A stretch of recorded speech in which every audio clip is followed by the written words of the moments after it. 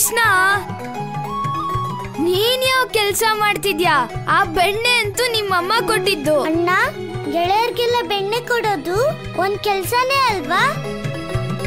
ಹೋಗಿ ಗೆಳೆಯರೇ, ಬೇಗ ಸಿಹಿಯಾದ ಹಣ್ಣು ತಗೋ ಬನ್ನಿ. ನಮ್ಗೆ ಅರ್ಥ ಆಯ್ತು ಕೃಷ್ಣ, ನೀನ್ ಇಲ್ಲೇ ಕಾಯ್ತಾ ಇರು, ನಾವ್ ಹೋಗಿ ಹಣ್ಣು ಕುಯ್ಕೊಂಡ್ ಬರ್ತೀವಿ. ಬಂದ್ರು ಹೋಗೋಣ.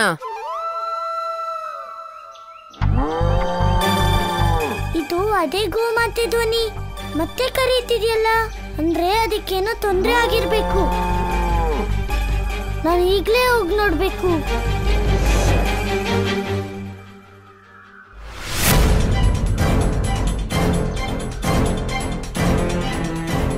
ಎಲ್ಲ ಗೆಳೆಯರನ್ನು ಹಣ್ಣು ತರಕ್ ಕಳ್ಸಿ ಈಗ ಕೃಷ್ಣ ಏನ್ ತರಕ್ ಹೋಗಿದ್ದಾನೆ? ಗುರುದೇವ, ಇಷ್ಟೆಲ್ಲಾ ಮೂಲಿಕೆಗಳು?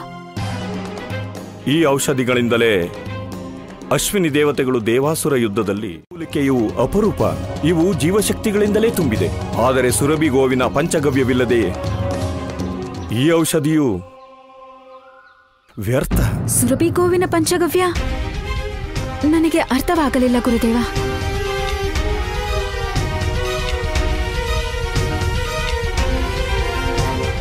ಮಹಾರಾಣಿ, ಸುರಭಿ ಗೋಮಾತೆಯ ಜನ್ಮ ಅಮೃತದ ಗಂಧದಿಂದಾಗಿದೆ. ಹಾಗಾಗಿ ಅದರ ಪಂಚಗವ್ಯದಲ್ಲೂ ಅಮೃತದ ಗುಣವಿದೆ. ಅದರ ಉಪಯೋಗದಿಂದ ಮಾತ್ರ ಅಕ್ರೂರರನ್ನು ಜೀವಂತಗೊಳಿಸಲು ಸಾಧ್ಯವಿದೆ. ಗುರುದೇವ, ಈ ಸುರಭಿ ಗೋವು ಎಲ್ಲಿದೆ ಎಂದು ಹೇಳಿ, ನಾನೇ ಅಲ್ಲಿಗೆ ಹೋಗಿ ಸುರಭಿ ಗೋವಿನ ಪಂಚಗವ್ಯವನ್ನು ತಂದು ಕೊಡುತ್ತೇನೆ. ದೇವಿ, ಇದೇ ದೊಡ್ಡ ವಿಡಂಬನೆ. ಪ್ರಜಾಪತಿ ದಕ್ಷನ ಶಾಪದ ನಂತರ ಅವನ ಪುತ್ರಿ ಸುರಭಿ ಈ ಜಗತ್ತಿನಲ್ಲಿ ಎಲ್ಲಿದ್ದಾಳೆಂದು ಯಾರಿಗೂ ತಿಳಿದಿಲ್ಲ. ಅವಳ ಉದ್ಧಾರವೆಂದಿಗೆ ಪ್ರಭು? ದೇವರ್ಷಿ, ದಕ್ಷನ ಶಾಪದ ನಂತರ ನಾನು ಸುರಭಿಗೆ ವರದಾನ ನೀಡಿದ್ದೆ. ಎಂದಾದರೂ ಅವಳ ಪಿತಾ ದಕ್ಷನ ಜೀವನ ಸಂಕಟದಲ್ಲಿದ್ದರೆ ಅದೇ ಸಮಯಕ್ಕೆ ಅವಳು ವಾಸ್ತವ ರೂಪಕ್ಕೆ ಮರಳುತ್ತಾಳೆ. ಅವಳ ಮೂಲಕವೇ ದಕ್ಷನ ಸಂಕಷ್ಟ ಸಮಾಪ್ತಿಯಾಗುತ್ತದೆ. ಮತ್ತು ಈ ಘಟನೆಯಿಂದಾಗಿ ದಕ್ಷನಿಗೆ ಅವನ ತಪ್ಪಿನ ಅರಿವಾಗುತ್ತದೆ. ಅಲ್ಲದೆ ಶಾಶ್ವತವಾಗಿ ಅವನ ಅಹಂಕಾರ ಸಮಾಪ್ತಿಯಾಗುತ್ತದೆ. ದೇವರ್ಷಿ, ನಾರಾಯಣ ನಾರಾಯಣ, ಇದರ ಅರ್ಥ ಇಷ್ಟೇ ಅಲ್ಲವೇ ಪ್ರಭು? ಈಗ ಸುರಭಿಗೆ ಶಾಪ ಮುಕ್ತಿ ಮತ್ತು ಪುತ್ರಿಯಿಂದ ಪಿತನಿಗೆ ಮರುಜೀವ ನೀಡುವುದು, ಇವೆರಡಕ್ಕೂ ಪರಮಾವತಾರಿ ಶ್ರೀಕೃಷ್ಣನೇ ಕಾರಣನಾಗುತ್ತಿದ್ದಾನೆ.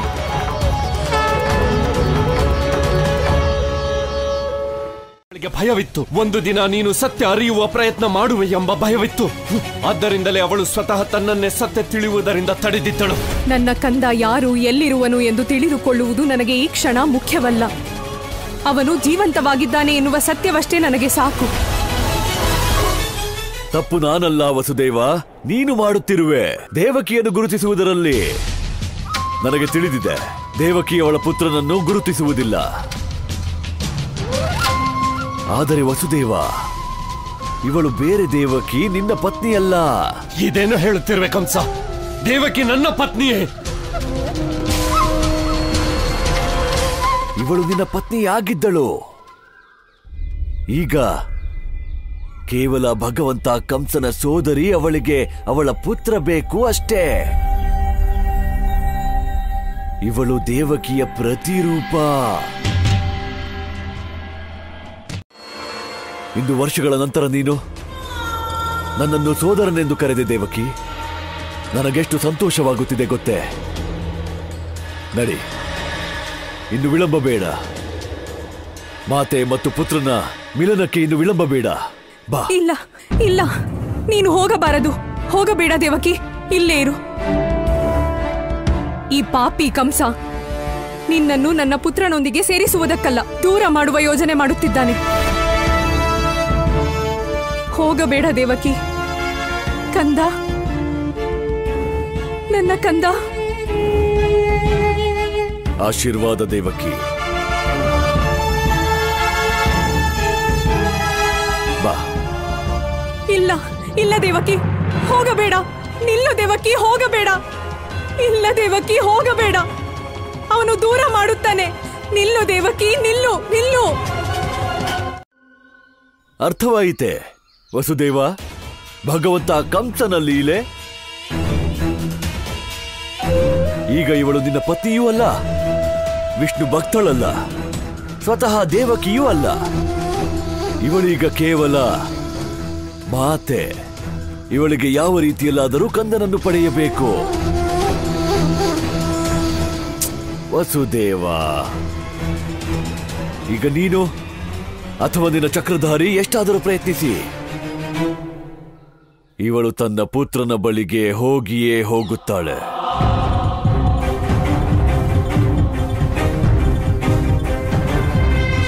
ಅಲ್ಲವೇ ನನ್ನ ಮಮತಾಮಯಿ ಸೋದರಿ?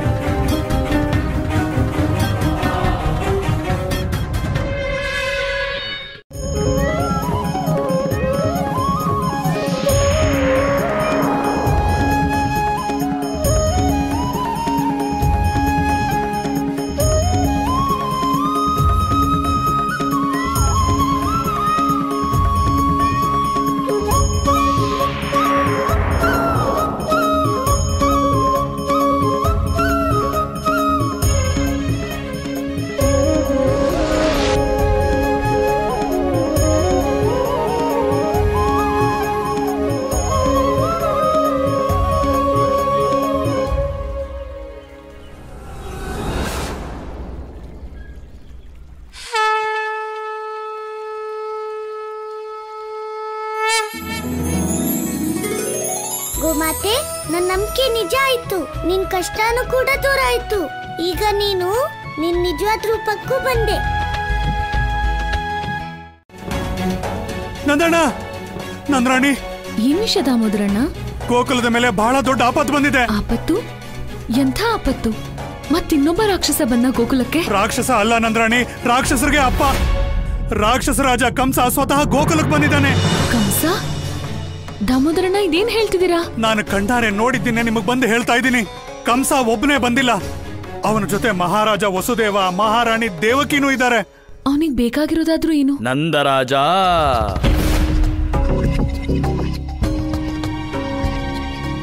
ನಂದರಾಣಿ ಅವರೇ, ಗೋಕುಲವಾಸಿಗಳು ಭಗವಂತ ಕಂಸರ ದರ್ಶನಕ್ಕೆ ಬರಬೇಕು ಅಂತ ಆದೇಶ ಬಂದಿದೆ. ಅಲ್ಲ, ನಂದರಾಜ ಕಾಣ್ತಾನೇ ಇಲ್ಲ. ಅವ್ರು ಯಾವ್ದೋ ಮುಖ್ಯವಾದ ಕೆಲ್ಸಕ್ಕೆ ಹೊರಗೆ ಹೋಗಿದ್ದಾರೆ. ಮುಖ್ಯವಾದ ಕೆಲಸ?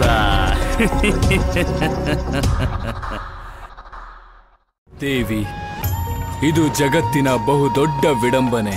ಸ್ತ್ರೀಯರು ಯಾವ ಅಪರಾಧ ಮಾಡದೆ ಕೇವಲ ಪುರುಷಾಭಿಮಾನದ ಕಾರಣ ಯುಗ ಯುಗಗಳ ತನಕ ಶಾಪಿತ ಜೀವನ ನಡೆಸಿದ್ದಾರೆ.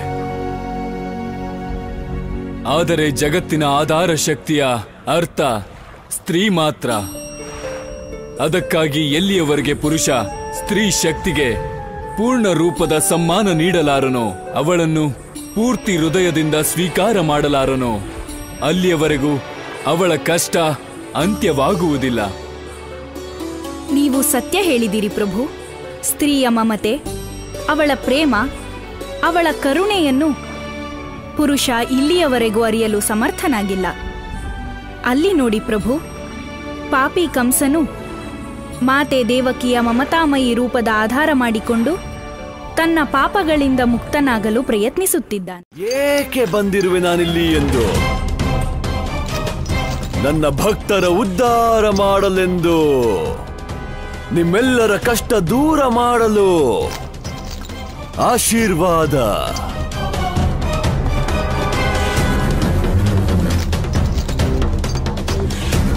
ನನ್ನ ಪ್ರಿಯ ಸೋದರಿ ದೇವಕಿ, ಇವಳನ್ನು ನೀವು ತಿಳಿದೇ ಇದ್ದೀರಿ. ಇವಳಿಗೆ ಬಾಲ್ಯದಿಂದ ಗೋಕುಲದ ಹಾಲು, ಮೊಸರು, ಬೆಣ್ಣೆ ಎಂದರೆ ವಿಶೇಷ ಪ್ರೇಮವಿದೆ. ಮತ್ತು ನನ್ನ ಪರಮ ಪ್ರಿಯ ಪೂಜ್ಯ ಭಾವನವರು, ಇವರಲ್ಲೂ ಗೋಕುಲವೆಂದರೆ ಅತ್ಯಂತ ಪ್ರೇಮವಿದೆ. ಅದಕ್ಕೆಂದೇ ತನ್ನ 8ನೇ ಸಂತಾನವನ್ನು ನಿಮ್ಮ ಮಧ್ಯೆ ಇರಿಸಿದ್ದರು ಗೋಕುಲದಲ್ಲಿ, ಅಲ್ಲವೇ ಭಾವನವರೇ? ಸೋದರಿ, ಏನಾದರೂ ಹೇಳು. ಇವರಿಗೆ ಹೇಳು ನಿನ್ನ ಅಷ್ಟಮ ಸಂತಾನದ ಸತ್ಯ. ಹೇಳು, ತಿಳಿಸು.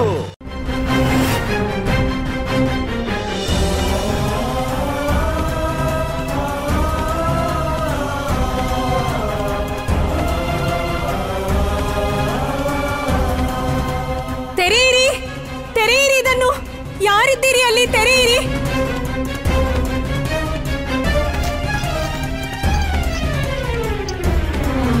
ಬೇಡ ದೇವಕಿ, ನಿಲ್ಲಿಸು ದೇವಕಿ.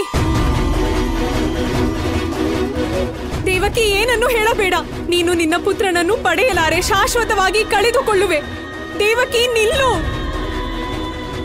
ನೀನು ನನ್ನ ಅಂತರಾತ್ಮ, ನನ್ನ ಪುತ್ರನ ಮಮತೆ. ದೇವಕಿ, ಅರ್ಥ ಮಾಡಿಕೋ, ನೀನು ಇಷ್ಟೊಂದು ದುರ್ಬಲಳಾಗಲಾರೆ. ಪುತ್ರ ಪ್ರೇಮದ ಭಾವನೆಯಲ್ಲಿ ಮುಳುಗಬೇಡ. ನಿನ್ನ ವಾತ್ಸಲ್ಯದ ಮೇಲೆ ನಿಯಂತ್ರಣವಿಡು. ಇದು ಕಂಸನ ಮೋಸ ನಿನಗೇಕೆ ಅರ್ಥವಾಗುತ್ತಿಲ್ಲ? ಅವನು ನಮ್ಮಿಂದ ನಮ್ಮ ಆಶ್ರಮ ಸಂತಾನವನ್ನು ಕಸಿದುಕೊಳ್ಳುತ್ತಾನೆ. ಬೇಡ ದೇವ. ನನ್ನದಲ್ಲ, ನಿನ್ನ ಮತ್ತು ಈ ಗೋಕುಲವಾಸಿಗಳ ಚಿಂತೆ ಮಾಡು ನಂದರಾಣಿ. ನಿನಗೆ ಗೊತ್ತಲ್ಲವೇ, ಭಗವಂತ ಕಂಸನ ಆಜ್ಞೆಯನ್ನು ಪಾಲಿಸದಿದ್ದರೆ ಪರಿಣಾಮವೇನಾಗುವುದೆಂದು? ಗೋಕುಲವಾಸಿಗಳೇ, ನಿಮಗೆ ತಿಳಿದಿದೆ. ಅದಕ್ಕೆ ನನ್ನ ವಿನಂತಿ ಇದು. ನನ್ನ ಸೋದರಿಯ ದುಃಖ ದೂರ ಮಾಡಲು ನನಗೆ ಸಹಾಯ ಮಾಡಿ. ಹೋಗಿ ನಿಮ್ಮ ಮನೆಗೆ ಮತ್ತು ನಿಮ್ಮ ಬಾಲಕರನ್ನು ಕರೆದು ತನ್ನಿ. ಹೋಗಿ. ನಡೀರಿ.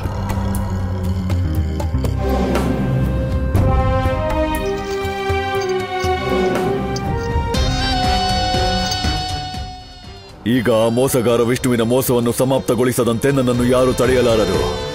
ನಾನು ದೇವಕಿ ಅಷ್ಟಮ ಸಂತಾನವನ್ನು ಖಂಡಿತ ಹುಡುಕುತ್ತೇನೆ. ದೇವಕಿ ಜೊತೆ ಇದು ತುಂಬಾ ಖುಷಿ ಪಡೋ ವಿಷಯ. ಹೌದಣ್ಣ, ಕಂಸಮಾವ ಮೊದಲನೇ ಸರಿ ಗೋಕ್ಲಕ್ ಬಂದಿದ್ದಾರೆ. ಅವ್ರ ಜೀವನ ಪೂರ್ತಿ ನೆನ್ಪಿಟ್ಕೊಳ್ಳೋ ಹಾಗೆ ನಾವು ಅವರನ್ನ ನೋಡ್ಕೊಳ್ಳೋಣ.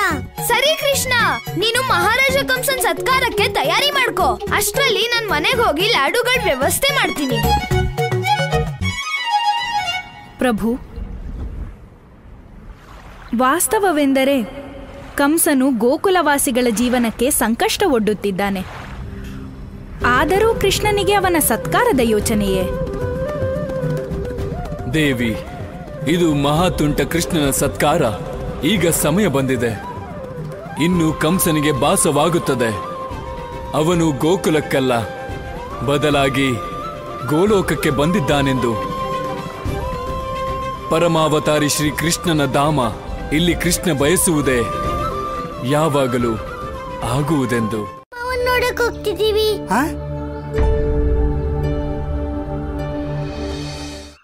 ಏನಾಯ್ತು? ಕಂಸಮ್ಮನ ಹೆಸರು ಕೇಳಿ ಇಷ್ಟ್ಯಾಕೆ ಹೆದರ್ಕೊಂಡಿದ್ದೀರಾ? ಕೃಷ್ಣ, ನಿನಗೆ ಗೊತ್ತು ತಾನೆ ಮಹಾರಾಜ ಕಂಸ ಇಲ್ಲಿಗೆ ಯಾಕೆ ಬಂದಿದ್ದಾರೆ ಅಂತ? ಜೀವಕ, ನನ್ ಗೊತ್ತಿಲ್ಲ ಅಂದ್ರೆ ಇನ್ಯಾರಿಗ್ ಗೊತ್ತಿರತ್ತೆ? ಅವರು ದೇವಕಿ ಅಮ್ಮನ 8ನೇ ಮಗನ್ನ ಹುಡ್ಕೋಕ್ ಬಂದಿದ್ದಾರೆ.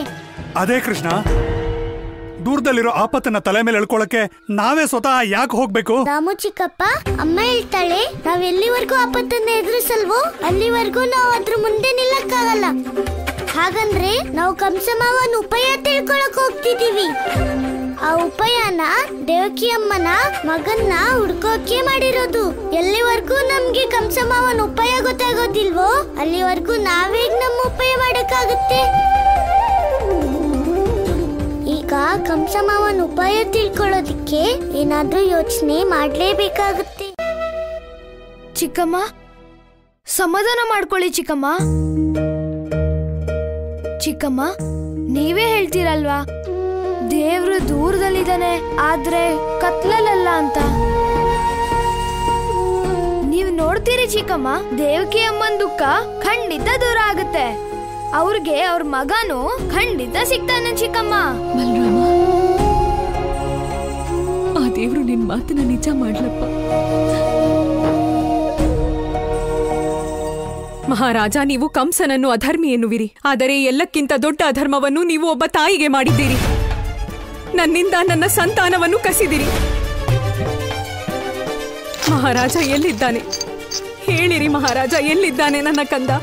ದೇವಕಿ, ನೀನು ನನ್ನನ್ನು ಬೇಕಾದಂತೆ ನಿಂದಿಸು, ಆದರೆ ಈ ಸಮಯದಲ್ಲಿ ನಾನು ನಿನಗೆ ನಮ್ಮ ಕಂದ ನಂದನ ಮನೆಯಲ್ಲಿರುವ ಸತ್ಯವನ್ನು ಹೇಳಲಾರೆ.